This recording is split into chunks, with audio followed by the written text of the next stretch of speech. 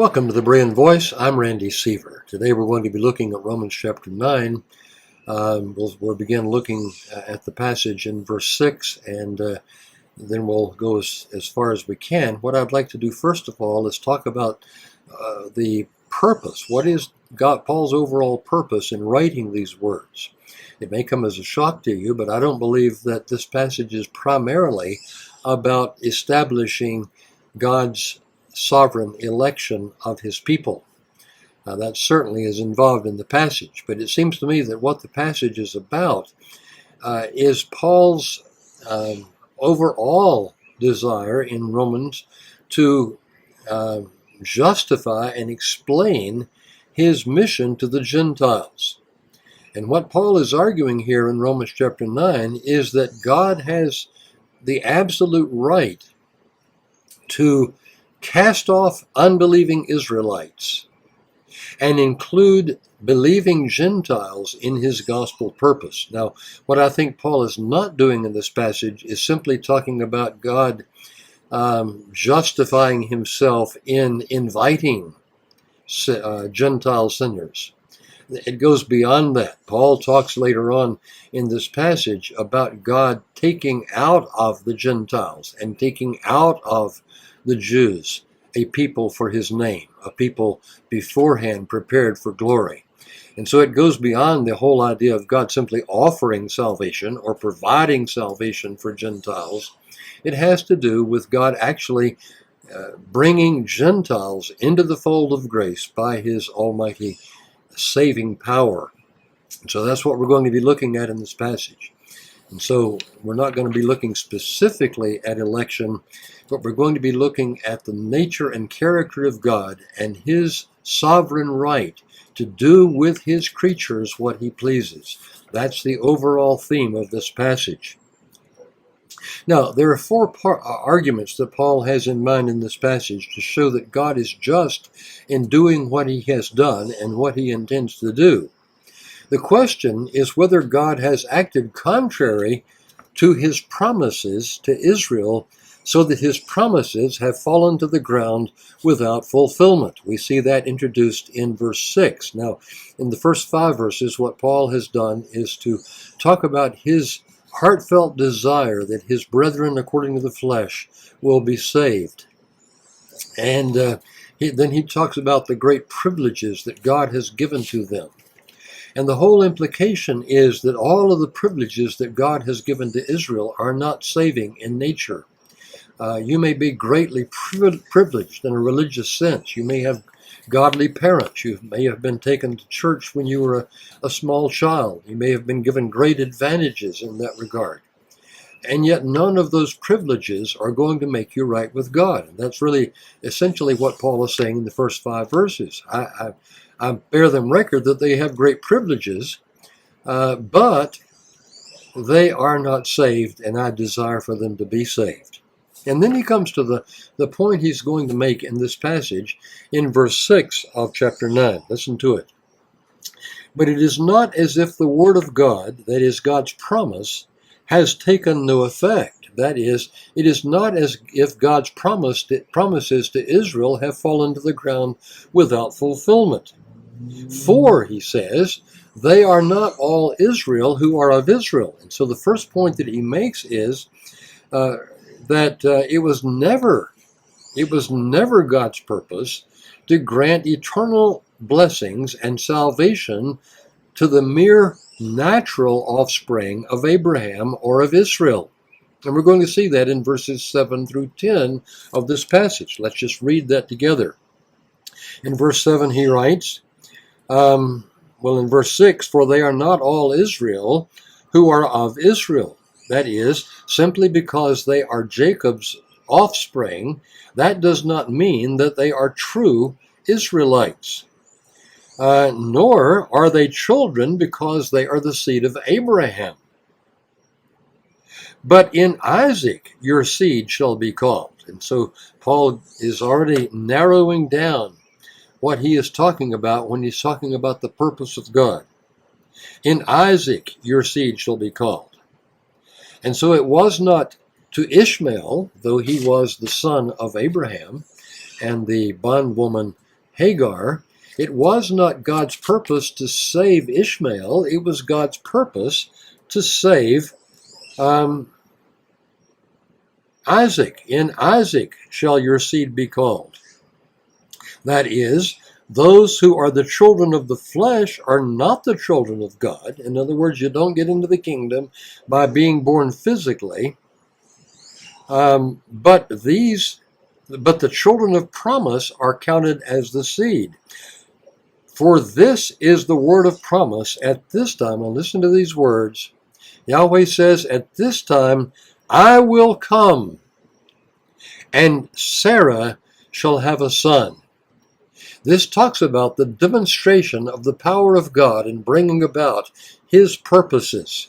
How is it that Sarah is going to have a son? Is it by natural means or is it by supernatural means? And the answer of the passage is, I will come. That is, there is going to be the exhibition of supernatural power in this issue. I will come, and Sarah shall have a son. But then not only does he narrow this down by saying it is not to Ishmael and his descendants that the promises are made, but to Isaac and his descendants. He then says in verse 10, and not only this, but when Rebekah had conceived by one man, even by our father Isaac, for the children not being yet born, not having done any good or evil, and listen to this phrase carefully, that the purpose of God according to election might stand. The word stand here is literally the word remain. And what he's saying here is what God has done in the Old Testament in choosing his people for himself is to establish in a typical way, and we're going to talk a little bit about Israel being a type of the true people of God in the New Testament period, but he's saying that God has established in a typical way his method of choosing sinners. He establishes this matter of election in the way he chose Jacob and rejected Esau as the progenitor of his people. We're going to talk about this in greater detail later on. I just want to consider the outline of this passage right now. Okay? So, he says, for the children not being yet born, not having done any good or evil. And so his point is, first of all, is that God's electing purpose is not determined by natural parentage. Both Jacob and Esau were of the same parents, and so one had no advantage over the other because of natural parentage. The second point he makes is neither Jacob nor Esau had done anything good or evil, or the word that's translated evil could be translated worthless, that is, unable to please God. Neither Jacob nor Esau had done anything good or evil as the basis of God's choice of one over the other. Notice the pattern that God is establishing in choosing Jacob and rejecting Esau. And he made this choice before either of these boys were born. And then thirdly, what was established by God's choice of one over the other is that God's choice is not determined by human works or by human activity, but God's choice is determined by his sovereign will. That is, the will of him who causes or chooses. Listen to the verse.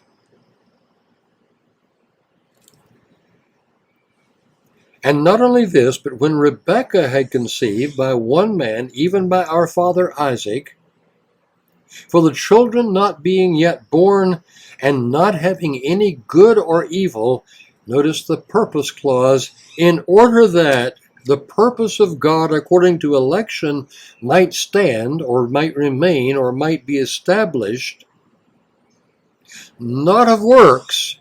That is, the purpose of God is not determined by what sinners do, But, this phrase is very important, but it stands by reason of him who calls, or of him who chooses. In other words, the bestowal of salvation is determined not by human free will or desire, but it is determined by the will of him who calls. That could not be any clearer. It was said to her, verse 12, the older shall serve the younger. Notice that this is completely contrary to the natural order of things. Typically, the firstborn would be the chosen one, but God has turned things around. The older shall serve the younger. As it is written, Jacob have I loved, but Esau have I hated. We want to come back later and talk about some objections that have been raised to our view of this particular passage and try to deal with those objections. But for now, simply notice what Paul is establishing. He's saying the purpose of God, according to election, is established by the typical pattern of God choosing Jacob over Esau. We're going to look at this typical issue perhaps in the next video. Now, having said what he has written here, Paul then begins to answer two important objections. Interestingly, they are the same objections that we often hear when we begin to talk about God's sovereign activity and decreeing who is going to be saved and whom he will pass over. The first objection is that would not be fair. If God chose one over the other apart from any activity on their part, then is there unrighteousness with God? And Paul's answer is simply, God forbid, or may it never be. The second objection comes later on in response really to the answer to this objection, and that objection is this: but if God does that, that is, if God has determined what is going to occur in his world, and it is certain to occur, so that there are occasions on which he hardens people and gives grace to other people, then if God's will has established all of these things, then how can he hold us responsible?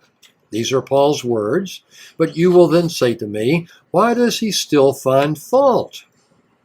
For who has resisted his will? In other words, if God has decreed all that is going to come to pass, then do we not necessarily do what God has decreed? And if we necessarily do what God has decreed, even though he does not cause us to do what he has decreed in terms of sinful action, if God has decreed all of this, then how can he hold us responsible? So we find that in verse 18, or pardon me, verse 19 of this passage. But first of all, what Paul does in answering the first objection is this.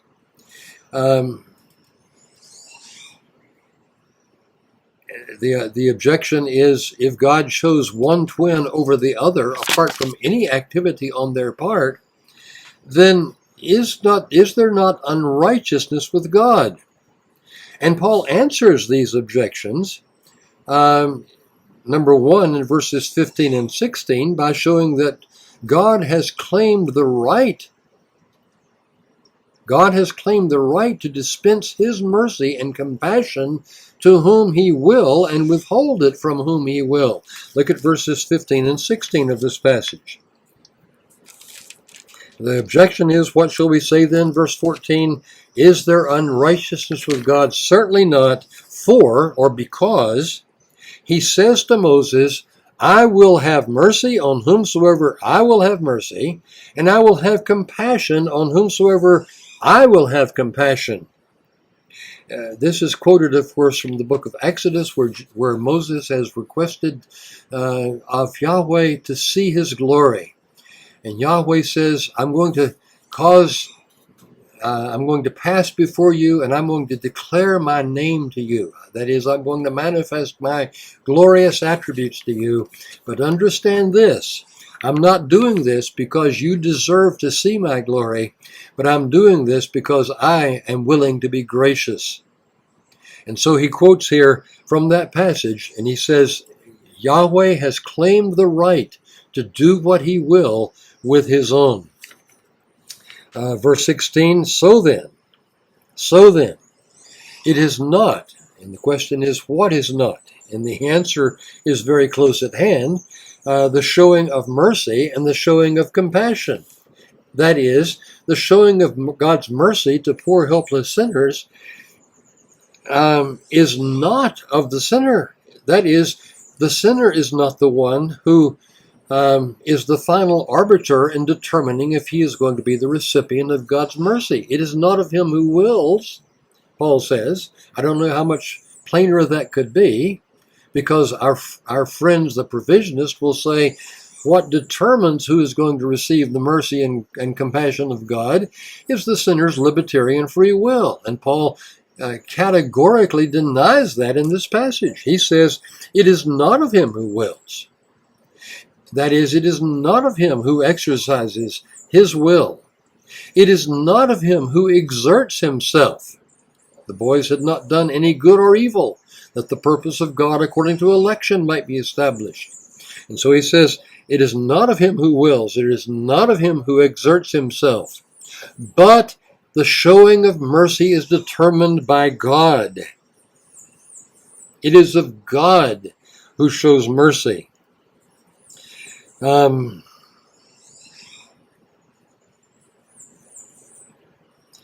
then in verses 17 through 18, what Paul shows is that God has not only established his right to show mercy to whom he will, but he has actually exercised that right in the case of Pharaoh. Listen to what he says. So then it is not of him who wills or of him who runs, but of God who shows mercy. For, again, because the scripture says to Pharaoh, for this very purpose I have raised you up, and he's probably talking about raising him up to the throne, that I might show my power in you, and that my name might be declared throughout all the earth. In other words, what Paul is saying here is Jehovah has as his chief priority to make himself known. We see that not only in these verses, but in the verses that follow.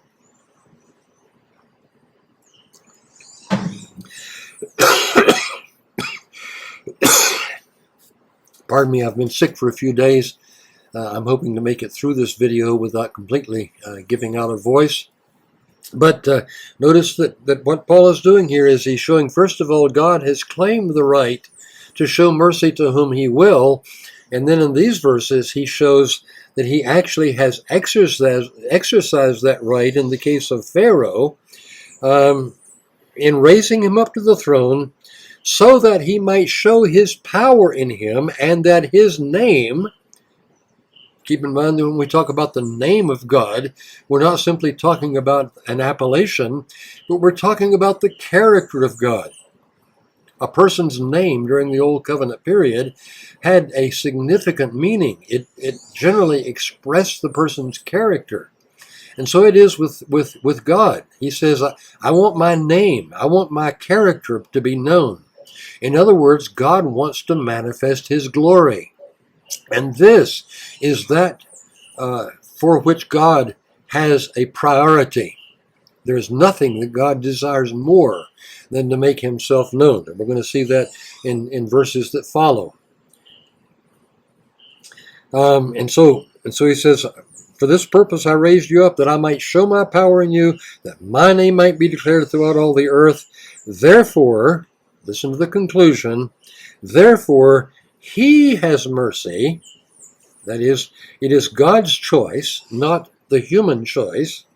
He has mercy on whom he wills, and whom he wills he hardens. And so, having dealt with that particular objection, that God would not be, or that God would be unjust or unrighteous if he chose one over another apart from their desires or activities before they had done any good or evil, he then moves on to the next objection, which rises out of this objection. And that objection is this: if God has done this, and God is in sovereign control of all that occurs in his world, so that his will, that is his decree, not his declared will, but his decree, is always accomplished, how then can he hold us accountable? Now, there are going to be those on social media, on YouTube videos, and I hope you've come to understand that not everything you hear on YouTube can be taken as absolute fact. That's why I would encourage you not to simply listen to what I'm saying to you and take it in. What I'm encouraging you to do is to spend time searching the scriptures to find out whether or not what I'm telling you is the truth. Because in reality, I'm just another talking head. And what I'm saying is not to be taken seriously any more than what some of these others are saying is to be taken seriously. What is to be taken seriously is what we find very clearly revealed in the scripture. And so Paul begins to deal with this other objection that arises out of his answer to the first objection. And that is, if God has decreed all that comes to pass, then how does he hold sinners responsible for doing what he has decreed that we will do? We're going to talk about that in 2 or 3 different ways. But the first answer that Paul gives simply is a rebuke against this objector, because the one making the objection apparently does not understand that God is the creator and he is the creature. And so Paul answers the objection by saying simply, who are you? And notice the order, who are you, O man, to reply against God? In other words, he's setting O man in juxtaposition to God. Who do you think you are to question the Almighty? Who do you think you are to question the sovereign potter? Listen to what he goes on to say.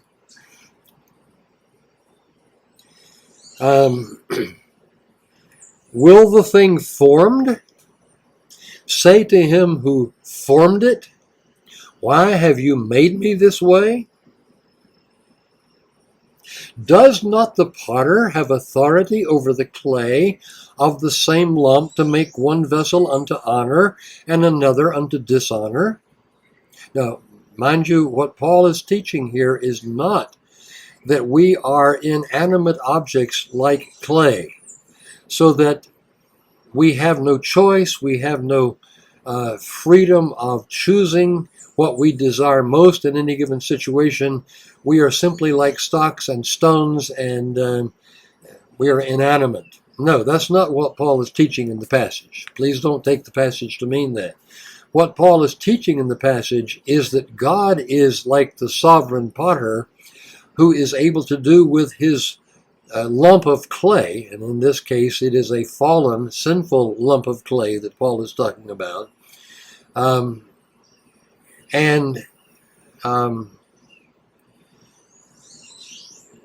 that Yahweh is doing what he wills to do with his creatures. That's the point that Paul is making here in this passage.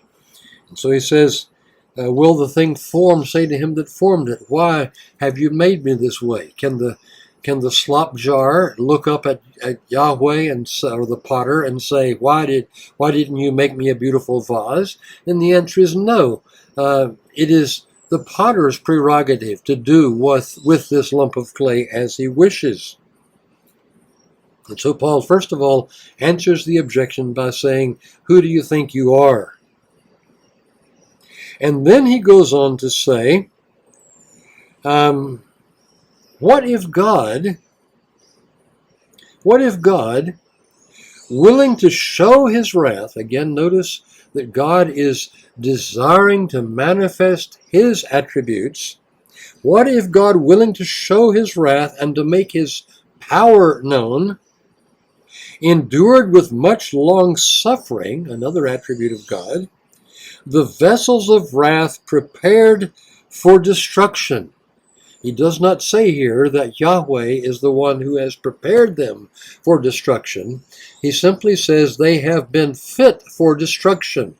In other words, he's dealing here not with unfallen sinners, but with fallen sinners. By the way, whenever you talk about God's electing decree, it is never referred to apart from the mercy and the grace of God. Now, mercy and grace presuppose sin. And so he's talking here not about unfallen beings that God causes to be lost, but he's talking here about sinners over whom Yahweh has determined that he will pass and not grant them mercy. Does he have the right to do that? And the answer of the apostle is yes, he has the absolute right to do that. And then he says, verse 23, and that he might make known the riches of his glory on the vessels of mercy which he had prepared beforehand for glory. God is the one who prepares the vessels of mercy beforehand for glory. And then Paul says, even us whom he has called or whom he has chosen, not out of, notice the word ek there. He's not simply saying he's chosen Israelites. He's saying he's chosen people out of Israel. And he's not saying he's chosen to make salvation available to Gentiles, provide it for them, and simply leave the decision to them. But it says he has determined to take a people out of the Gentiles. These people prepared beforehand for glory are taken out of the Gentiles. And so that's the second part of his argument. But not only does he argue that God has the sovereign right to show mercy to whom he will, and we have no right to question the sovereign potter for what he does with his own creation, but he then shows that sinners are particularly Jewish sinners in this case, are guilty through their own fault. We are responsible for our state in sin. We are responsible for our rejection of the gospel. And we see that very clearly in this passage, particularly when we come to verse 30. What shall we say then, that Gentiles who did not pursue righteousness have attained to righteousness, even the righteousness of faith? But Israel, pursuing the law of righteousness, has not attained to the law of righteousness. Why? Notice, please, he does not say, because God has determined to damn them. That's not the reason he gives. God's purpose to pass over certain sinners and grant mercy to other sinners is never the cause of the sinner's damnation. The cause of the sinner's damnation is the sinner's sin and unwillingness to submit to God's method of putting sinners right with himself. Why? Verse 32. Because they did not seek it by faith, but as it were by the works of the law. In other words, they acted in disobedience to God. For they stumbled at that stumbling stone, as it is written, behold, I lay in Zion a stumbling stone, a rock of offense, and whoever believes on him will not be put to shame. What he's saying is, if you are lost, it is your fault. The reason for Israel's damnation is Israel's failure to seek salvation, justification in God's way. Later in chapter 11, he's talking about those who do seek God in God's way. And he refers to them as those who are chosen according to the election of grace. There is a remnant, he says, according to the election of grace. In other words, it is a gracious election. It is prompted by the grace of God, not by the sinner's merit or by the sinner's right decision. Now, the third argument, keep in mind the first argument, is that the choice of God of Jacob over Esau was intended to establish in a type or a shadow sort of way God's method of choosing one sinner over another. Secondly, he argues that God is sovereign in the dispensation of his mercy, verses 11 through 13. And then he answers objections to that, those two objections we just mentioned. Number one, that would not be fair. Number two, how then will God hold sinners responsible? And then he brings up the third argument in verses 25 through 29, and that argument is this purpose of God was prophesied in the Old Testament scriptures. In other words, what God is now doing is not something that should take anyone by surprise, because this is what God has determined to do and has prophesied that he is going to do. Look at verses 25 through 29. As he says also in Hosea, I will call them my people who were not my people, and her beloved who was not my beloved.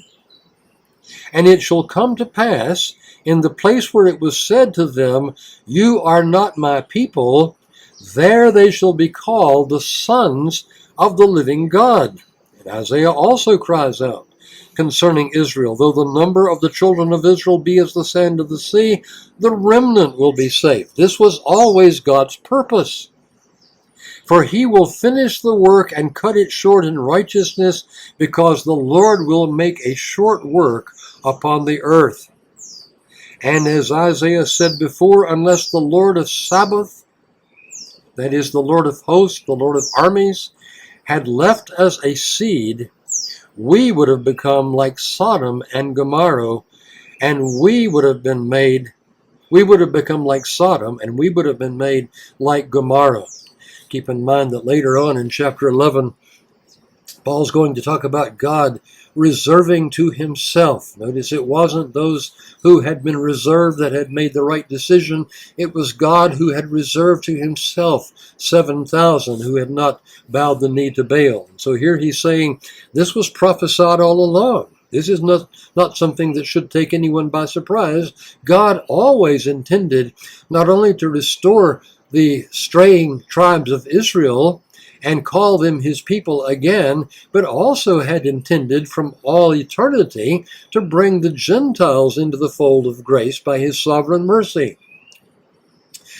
And then finally, as we've already mentioned, number 4 in Paul's argument is that unbelieving Jews are responsible for their own hardening. It is not God's responsibility that they are hardened. It is not simply because God said, I think I'll just harden these people who have never been rebellious. In fact, they are not even yet born, but I'm going to determine that apart from any responsibility on their part, I'm going to do this, and no one can say anything about it. That's not what Paul's teaching here. What Paul is teaching here is that God is absolutely just in the dispensation of his mercy. Now, next time what I'd like to do is to spend some time talking about objections that have been raised to our view, and then I'd like to look even further at the passage and what Paul is teaching here in this passage. But first of all, let's simply understand that what Paul is doing here is that he is arguing that God has the sovereign right to cast off unbelieving Israelites and include believing Israelites in his sovereign purpose, so that he is the one who chooses them. He is the one who calls them out of darkness into light and enables them to become heirs of salvation. Well, if you have questions or comments, let me encourage you to leave those in the comment section, and I'll try to deal with them either in the next video or in the comment section itself. Please, if you have not done so yet, subscribe to the channel. Encourage your friends to do so. If you like the video, please click like, and let all your friends know that we are doing our best to expound the scriptures in a God-honoring way. Well, until next time, may God richly bless you.